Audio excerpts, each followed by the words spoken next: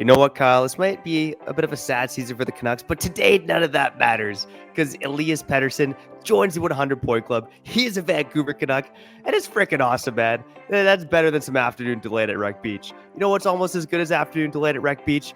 Begsy and Bhawan here on Locked On Canucks. Your Locked On Canucks, your daily podcast on the Vancouver Canucks. Part of the Locked On Podcast Network, your team every day.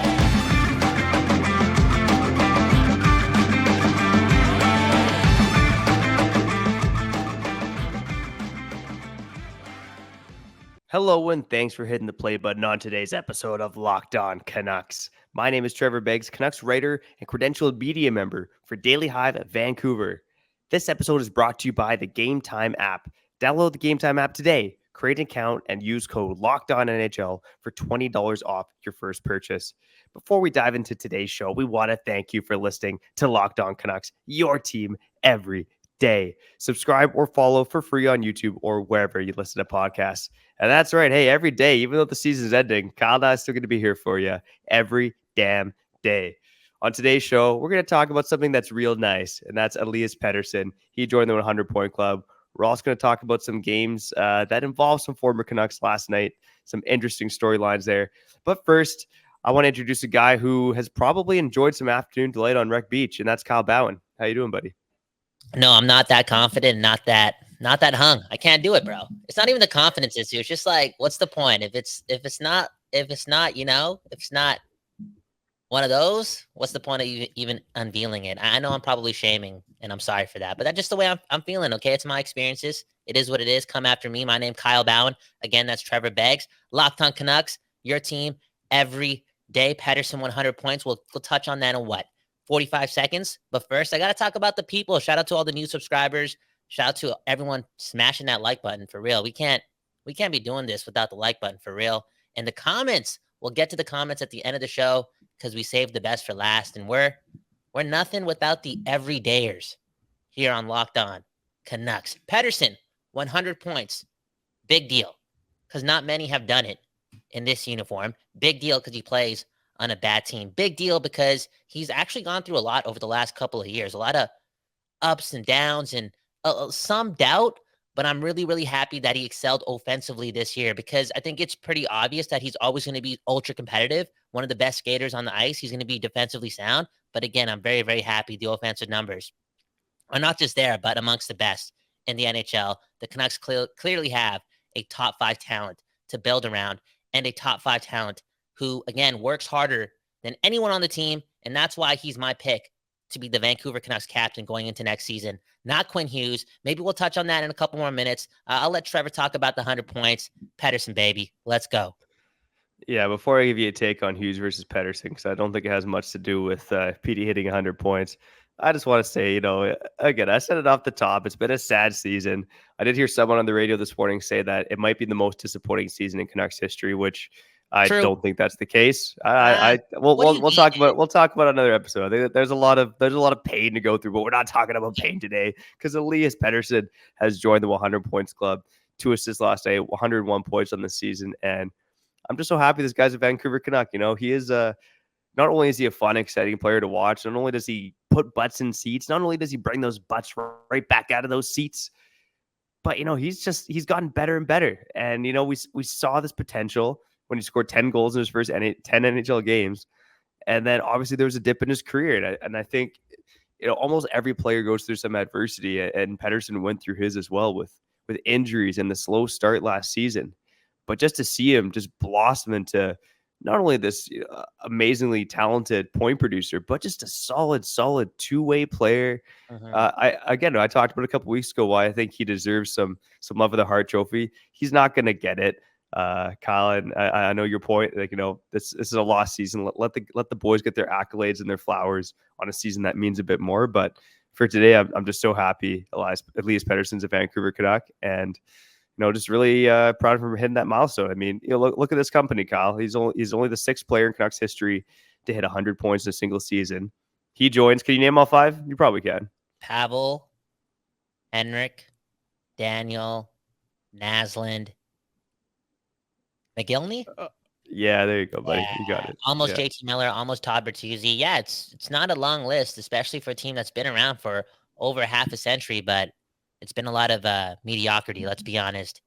And let's be real. And Pettersson is on that trajectory. I know it's so early and there's so many more wins to be had and playoff rounds to be won and stuff he has to do that other Canucks did do in the past. But it's pretty clear that this guy is on the path to being the best player in franchise history because he's done these things early in his career, super early in his career. And he did go again through a little bump, and every player has to go through those things. This all being said, all these good things, I think the next stage in Pettersson's career, and it has to start immediately, is picking up wins. Picking up wins. I think year after year after year, I think the fan base, and rightfully so, has pointed the finger at the management and not the players on the ice. I think, again, that washes away as soon as next season starts. All the accountability is going to be on the players. And I think Pettersson is going to be up for it. I think his competitive nature is beyond the average star player, not just player, the average star player. He's up that. He's like, there's no way he can be as good as Connor McDavid because McDavid's just that guy. But when it comes to having that spirit and that want to win and that want to compete, Pettersson's right up there.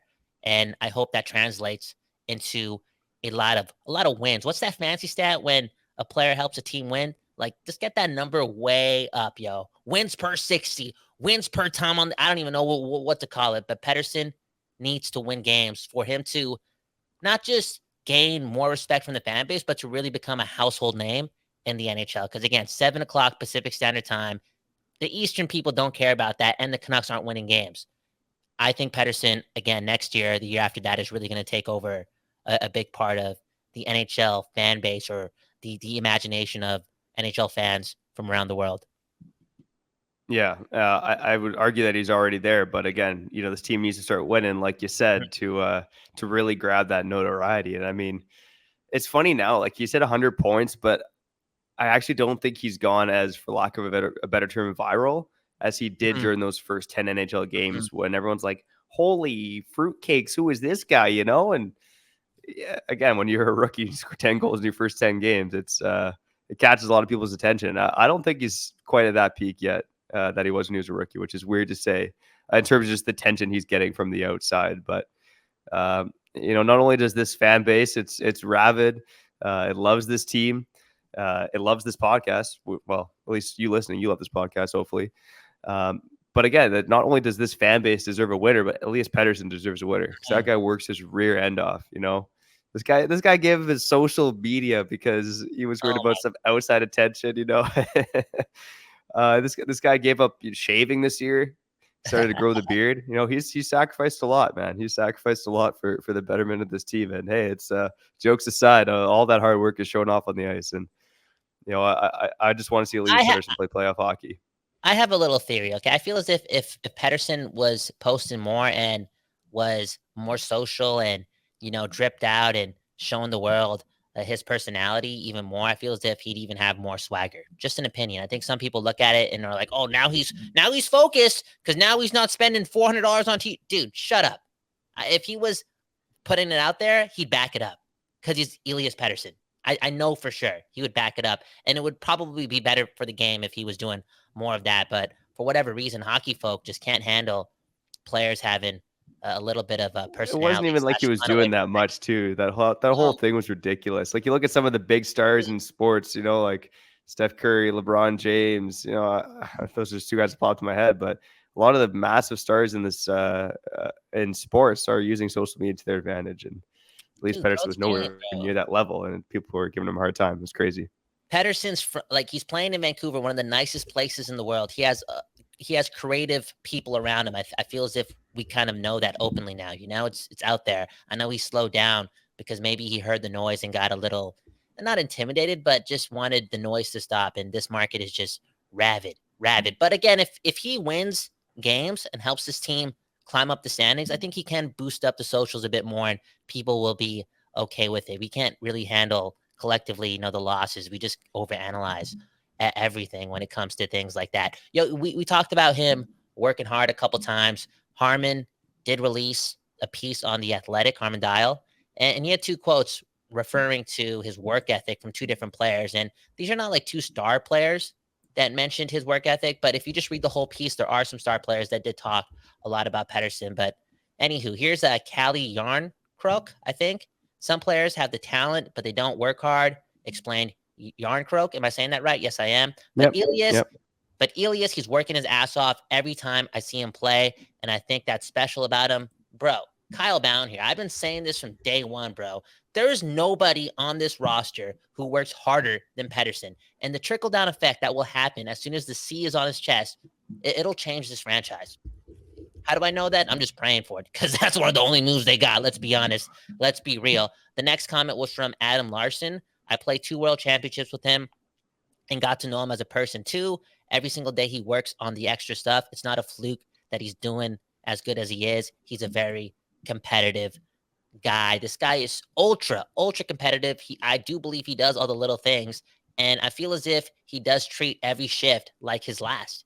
Bro, we've been watching a lot of Pettersson games, man, over the years. He doesn't have bad hockey games. He might be a little bit more quiet than other games, but it's not for a lack of effort. Am I correct? You've seen him on the ice now a couple more times than me. You up there.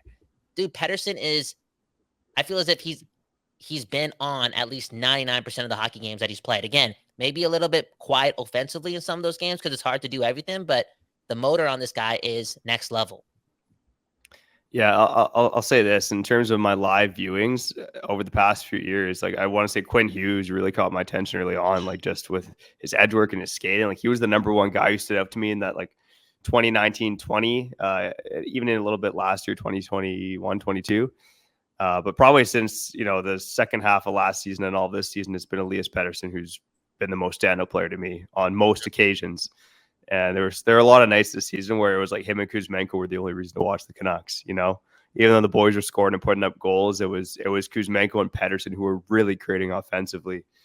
And again, when I think about him and the captaincy, I do wonder if there's an argument to be made for Quinn Hughes. I know we haven't really talked about it. Quinn Hughes was out there speaking in front of the fans. But at the end of the day, like I've mentioned this before, I've been in the booth where, you're asked which players are going to come out after the game. And on at least a couple occasions, Pettersson wasn't mentioned, but he was the first guy out talking to the media. And that's either him taking an initiative and, wanting to act like a captain in terms of answering the hard questions after games, or it's the team putting him in that position saying, like, we want you to be captain. We want you to get comfortable with this. But, either way, there's an argument for Hughes. I see that argument. But I think it's going to be Pettersson. And come on, man. It's Vancouver's just little Sweden, man. We got to continue the tradition. Marcus Naslund, Henrik Sedin. Next up, Elias Pettersson. It's going to happen. He'll be the next captain of the Vancouver Canucks. It's going to happen. I know we have to cut to break very soon here. Remember to hit the like button, subscribe to the show if you're new to it. I'll say this as well. Yeah, I'm not saying that Quinn Hughes doesn't work hard. He is definitely ultra competitive, and he's probably practicing harder than anyone other than Pettersson. Exactly, other than Pettersson. I think it's pretty obvious that this guy's motor is on another level. Now, Quinn is arguably maybe more skilled and he can do things more nonchalantly, which is dope, which is amazing, which provides a lot of context to possibly having him being named captain too. Because again, he's competitive. He shows up every day and he's got the skill. He's good with the media. He's good with the fans, blah, blah, blah. But just giving the C to Pettersson, again, the hardest working player on the team, it's pretty apparent. He lays the body too, bro. That's another thing about this guy. He lays the body. He goes out there. He does his best every single shift. And on top of that, he's ultra skilled. 100 points, 101 points playing for the Vancouver Canucks. Bro, the trickle-down effect will be something else. Players coming up, new players coming to the team, going into training camp. They see that. It's like, okay, this guy's the alpha. He's doing all this. He's not just this ultra skilled Swedish player, bro. He's the hardest working player on the team. Something will rub off. And maybe it should have already happened, but the C is going to make a lot of change. Hey, he works twice as hard as Bo Horvat. I'll say that much for free. Oh, let's end the segment on that. I love the chirps, buddy. And segment 2, I want to talk about some games on the docket, both yesterday and coming up today, that matter to the Canucks, whether it's former Canucks or playoff lottery implications. Want to touch on that. I also, Kyle, I want to list off the other Swedish NHLers who have hit 100 points this season. But before we do all that, Kyle, I need to ask you, have you ever been stressed out by buying tickets at the last minute? Yeah, not really lately because I don't want to spend my money on going to Canuck games, and it's not me being cheap or just leaning on the fact that I am kind of broke right now. Let's be honest, we're chasing this thing called the dream, and it's gonna happen. The bank account is gonna be filled up. It is what it is, but I'm not again gonna go out there and spend my money on Vancouver Canuck games that are meaningless. So it hasn't been the case lately, but bro, hopefully next year that's the case. Yeah, well, when the bank account starts filling up from all those Locked On Canuck royalty checks, and you need to find last-minute deals, I know the best place for you to do so, and that's on Gametime. Gametime, they got my back. I get these emails from Nicole at Gametime a couple times a week, and she's always teasing me with concerts and events this week in my area. Not only are those weekly emails a tease, but Gametime offers me flash deals on last-minute tickets. What's even better than that is that they have a lowest price guarantee along with event protection cancellation. Now I have no choice but to get off my hiney and go check out a local show on a Friday night. Let me tell you a bit about the Gametime guarantee. If you find tickets in the same section and row for less, Gametime will credit you 110% of the difference. How's that even possible? I don't even know, man. Download the Gametime app, create an account, and use code LOCKEDONNHL for $20 off your first purchase. Terms apply. Again, create an account and redeem code LOCKEDONNHL for $20 off. Download Gametime today. Last minute tickets, lowest price, guaranteed. Lowest price, guaranteed. Gametime. Use the app. Save some money. Go watch. I don't know. We're talking to the Vancouver people right here. Can you get national tickets? Vancouver, the Nats, right? The baseball team. Can you? You can get. I don't know about Canadian right? tickets. I'm not sure. It's the Nats, right? Is it the Canadians? No, it's the Canadians. Yeah, it's the Canadians at Nat Bailey Stadium. At Nat Bailey Stadium. It is what it is. Okay, it is what it is. Locked On Canucks, your team every day. Trevor Beggs, Kyle Bhawan. Thanks so much for listening to today's episode. We talked a lot about Pettersson. I'm sure we're going to talk more about him and this whole it's like history repeats itself, right? Because Vancouver's just what's the word I'm looking for right here? It's just a common thing that the best players on the organization accomplishing big things are from Sweden. It's weird. It's like, yeah, buddy. Like, why not Czech Republic? Why not Vancouver? Why not BC? Why not even Toronto, Ontario? Why not Minnesota? Why not, I don't know, Chicago? Why not Slovakia? Why not Finland? It's always Sweden. Why not Russia? Oh, actually, Pavel Bure. It's always Sweden. And yeah, I think it's been for most of our lives too, Kyle. Right? It started with there's always been Swedish players, but it started with the West Coast Express area. Marcus Naslund leading the way. Then it was the Sedins, and now it's Elias Pettersson. So it's really been the last 20 years where this team is being led by powerful Swedes. And it kind of, before I wanted to get into looking at some games around the NHL with Canuck implications, we'll call it that.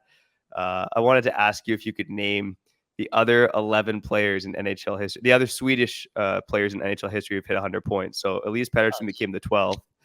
I think one of them is pretty easy because he just beat Pettersson to it. And then there's a few Canucks in there as well. But let's see if you can do it. Okay, Erik Karlsson, Henrik and Daniel Sedin, Marcus Naslund, Peter Forsberg, Mats Sundin. I'm going to say Daniel Alfredsson. Did he do it? Okay, so what am I at? Like 7? 7? Let's see. 1 Swedish players to hit 100 points. Yeah, you're at 7. There's 5 you missed. The other ones might be tough. Can you just give me some teams? Like, who are these guys? Come on, man. I'll give you this one. There's another Swede who did it like 10 years ago who's still in the NHL. Bit of an older guy. Oh my goodness. Won the Stanley Cup a few seasons ago. Stanley Cup a few seasons ago. Nicholas Backstrom? Yeah, Nicholas Backstrom did it in 2009-2010. Got 110 points, or 101 points, excuse me. Okay. And the rest of the names are a bit older. They're going to be tough for you. They're going to be tough, right? Like they're from the 80s and 90s type of thing? Yeah. Man, I should still get this, man. And I'm struggling right now, and it's not good podcasting, so I'm going to let Trevor Beggs take it from here. You're looking at the screen. Give it to the people. Yeah, no problem. Actually, let me see. You might only miss 3, but Kent Nielsen, who basically Pettersson broke his SHL rookie record. He hit 100 points twice. Him and Forsberg are the only guys to do it twice. So Elias Pettersson, he could be only the third Swede in NHL history to hit 100 points more than once. He's going to do it. Yeah. You got Matt Sundin. You got Marcus Naslund. You didn't get Matt Naslund. Oh, Matt Naslund did in the 80s, and then Hakan Lube. Ooh, Yeah, Lube. that's a real name. He did it in the 80s as well. So you were 9 for 12, man. You did pretty good. No, of course, man. Again, have I watched a ton of hockey over the last couple of years? Not really. I'm honest to the people, but I'm ramping it up. I got to get back to my roots. I think when you get older in life, you kind of circle back to your old ways. You stop thinking so deep, and you just go back to the things that work for you. And hockey has worked for me in the past, and now I want to work in hockey, man. Let's be honest. Let's be real. Locked on Canucks, Kyle Bhawan, Trevor Beggs, for the people who love the Vancouver Canucks. Yo, should we go to Sweden? I feel as if, I'd love to, buddy. I'd love to. I'm putting it out there, live show in Surrey, right? 72nd and 120th. We're going to have a live show there, somewhere there, maybe at Tap House, who knows? And then maybe we should do a live show in Sweden as well. Yeah, I'd be down. I've been to Europe. Well, I guess I've been to Europe twice, but I had one big Europe trip, and as a young chap, Sweden was a bit too expensive for me, but I'd love to go, man. I feel a connection to it just because of the Vancouver Canucks, but we'll get there. We'll get there one day, buddy. Maybe in 2025 during the Stanley Cup parade. No, let's not get carried away too far here. I always thought that I was gonna get married to a Swedish girl. Hey, wow! I just put that out there, but now it's maybe your girl is secretly Swedish. You don't know. Maybe you gotta do the ancestry where she poops in a cup and you send it around the world. From Surrey, straight. Trust me. All right. Well, speaking of the Stanley Cup playoffs are near. And there were some interesting games with former Canuck ties, and there's some lottery implications coming up here for the Canucks. But the most interesting story last night, we were talking crap on the show yesterday about how Bo Horvat and the Islanders don't control their own fate, and they might miss the playoffs after his comments, and how, one of the teams behind them, the Pittsburgh Penguins, had games against the Chicago Blackhawks and Columbus Blue Jackets, and if they won out, the Islanders would be done. Well, what happened, Kyle? The Pittsburgh Penguins blew it. They blew it. Coach with former Canuck legend Mike Sullivan behind the bench. The Pittsburgh Penguins blew it. And now if the Islanders win tonight against the Montreal Canadiens, they'll be in and Pittsburgh will be out. So not something I would have predicted that the Pittsburgh Penguins would blow it to the Chicago Blackhawks. But here we are, man. Bo Horvat and the Islanders control their fate tonight.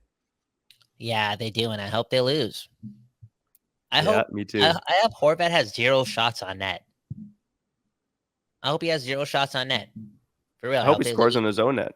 A nice own goal. I hope they lose 2-1. And again, he played 23 minutes. 0 shots. Corsi, I don't know what the number is. I don't know how to use Corsi, but Corsi is 14%. Is that bad? Is 14% bad? That would be bad. Yeah. I'm wishing that. And a must-win game against a bad team, that would be bad. I saw a comment in one of our episodes like, oh, you have to have an IQ of 30 if you think Horvat was taking a shot at the city, he was taking a shot at the management group. Obviously, but at the same time, he was taking a shot at us. Because he didn't say, he didn't have to do that. He didn't have to do that. He didn't have to mention Vancouver. He didn't have to say it's way better over here in front of his people. Relax, buddy. Yeah. Yeah, I wouldn't take his little drawn out apology at face value. He's obviously it's easier to formulate an answer when you're thinking about it, but in the heat of the moment, sometimes, it's like that drunken words or sober thoughts argument, Not to say Bo Horvat was wasted, but if he wasn't necessarily thinking, it might have been more of his true emotions that came out in the moment there. Dude, I'll tell the people something, okay? You just open something up for me. I've been thinking about this, and I know we have to cut to break pretty soon before we get the Common Corner here on Locked On Canucks. Maybe Trevor Beggs has more to say, but I'll keep this short. I've definitely drank a lot less over the last couple of years. I wasn't no alcoholic. I wasn't drinking every weekend. I went through that phase of my life, 5-6 years ago, not on the alcoholic tip, but, just partying, being young, doing my thing. And I've definitely, slowed that down. Maybe 6 or 7 times per 500 days, I'm getting wasted, And a big reason why I stopped doing that, because you just said something, drunken words or sober thoughts. A big reason why I stopped doing that is because I don't know what was happening towards the end of my, drinking career or this phase of my life, but I was always DMing old flinks when I was hammered, and just trying to take swings. And I was so bad at it but the only reason I was doing it was because I was drunk and overconfident and tried, tried to be a dog when my game prior to having a couple beverages was always just, being myself. So it was never working. So I think that's a big reason why I stopped, Look, we're getting vulnerable here. Interesting. Okay. Yeah. Beginning of the show, we talked about why I'm not going to Wreck Beach and being a member of that society. And now I'm telling you about why I stopped drinking the beverages. Well, I mean, Wreck Beach isn't this kind of beach, but I was just talking about having a little, afternoon delay on Wreck Beach, if you know what I mean, I don't know what that is. Oh, it's how babies are made. We'll put it that way. Yeah. Ugh, come on, man. We're not promoting outside intercourse, okay? On Locked On Canucks. Kyle Bhawan, Trevor Beggs, your team every day. Pettersson, 100 points. Congratulations. I'm gonna go to a Swedish restaurant today. I'm actually not gonna do that. What do Swedish people eat? Meatballs? That's the only thing. And candy's big in Sweden too. I know candy's really big in Sweden. Like they have big candy shops and stuff like that. I will say one more thing about games where we cut to break.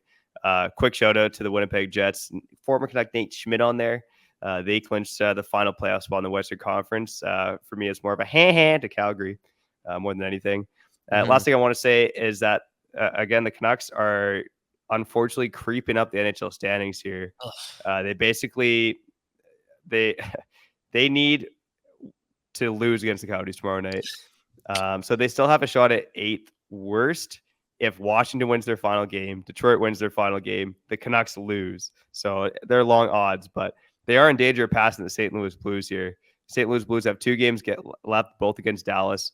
And there's only 3 games on the schedule tonight. One is the Islanders and Canadiens. The other is St. Louis and Dallas. So I said I was a big Dallas Stars fan earlier in the week because they were playing Detroit and Washington. But now I'm a big St. Louis Blues fan. F the Stars. Tom Glardy, you suck. JV Ben, you suck because you don't want to, eat out your significant other.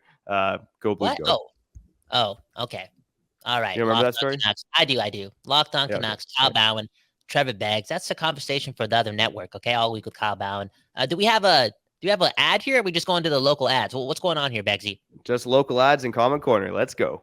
Let's go. Again, you're listening to Locked On Canucks. Okay, you're back on Locked On Canucks. Trevor Beggs, Kyle Bhawan. Hit the like button. If you're new to the show and you like what you're hearing, hit the subscribe button as well. Again, your team every day. It's the end of the show. We got to save the best for last, and that's all about the people, right? Comment Corner. First up, what do we got here? We got Jacob Lee. I read an article. It might have been on The Athletic, but I'm not sure. It explained that Gavrikov is not an effective defenseman when looking at advanced stats. I hope management does their due diligence. I replied to that and said, I think Trevor's got to do the research on this because he loves Gavrikov. He might name his future son here Gavrikov. Let's be honest, or Vladislav Beggs. But, that would be a little odd as an Irishman. Name my kid Vladislav. Is there some truth to this? Can you? Yep, there's validity to it. So I read the article. It was basically right before the trade deadline. It was like 5 players you should not target, and Gavrikov was almost tops on the list. Ooh. Look, I am basing this more on the short term and the eye test, and to a lesser extent his analytics in LA. Look, in Columbus, he was part of an awful blue line. He was expected to be a number 1 defenseman. Gavrikov is not a number 1 defenseman.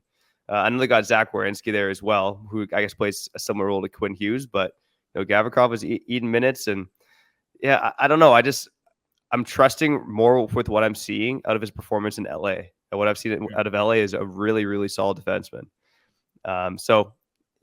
Again, there's an argument to be made that the Canucks shouldn't chase Gavrikov, but again, I really like what I've seen out of the players so far, and maybe I'll go back and watch some of that Columbus tape a bit more because he looks like a really solid defenseman from what I've seen in LA. Yeah, and I think Beggsy and I have been pretty short-minded over the last couple of weeks here, pretty much post-Hronek trade, because we're not really prepared to dive into what the Canucks should be doing. We're kind of just leaning into what they already are doing and just hoping that next season we're watching more wins. I know it's a lot of this spieling or rhetoric is based on a lot of hope and praying things go right, and they never really go right in Vancouver. But dude, me and Beggs are getting older in this thing called life. Right now, we just want to watch Canuck games that matter and give Pettersson what he deserves, and that's games that matter. Second comment, we got Kyle right here. Don't know what happened to Pooney. but loving the combo of Begsy and Bhawan. Keep it up. I replied to him saying that Pooney ran so we could sprint. There you go. There you go. Okay. And shout out to Kyle. Yeah, got a enough dope said. fan. Shout out to, I guess he's a new fan too. I haven't seen him around. And yeah, we appreciate you. I appreciate all Kyles, to be honest. I haven't met a bad Kyle in this thing called my life. The third comment we got, Viper's Whip. Myers is a cap dump for a team. You can tell him you'll scratch him every game or trade him to a team that needs cap to hit the floor after his $5 million bonus. He's pretty cheap for another team / owner to take in. Maybe we'll save this for like the off season, but how many teams have to reach the cap floor? Isn't it just Arizona every year? And didn't they just trade for Voracek? Yeah, and here's the thing that's important to remember is there will be teams that probably need to hit the cap floor, but the Canucks are still going to have to part with the draft pick or part with the prospect to get rid of Myers' contract. And is that worth it? I'd argue you're better off just burying him in the minors, to be honest. So that's the important thing to remember. It's like, yes, a team could theoretically acquire Myers to hit the cap floor, but what else are the Canucks giving up to pay another team to do that? And I think it's, again, we can't, I feel like you and I have to pick a side here, because I feel like well, you made the suggestion, like burying him in the minors might be the best move instead of having to sacrifice a pick and unloading the cap that way. But again, I could see the Canucks doing that, playing the second card, putting a third round pick, a second round pick there just because they want to get better next season. And it's like all in for next season. There's not a team in the NHL that is more all in for next season. Look at the Bucks. Look at who they have to impress, not just the people, but again, Pettersson. It's a big season, man. It's a big season. And this was a big episode of Locked On Canucks, man. I like the energy. Kyle Bhawan, Trevor Beggs, thanks for watching. I love you. I think Beggsy loves you as well. And, if you didn't like what you heard or you're just annoyed over here and you hate us, it's all good because like us or hate us, it's always go Canucks. Go, Beggsy. I'll let you sign it out here on Locked On Canucks.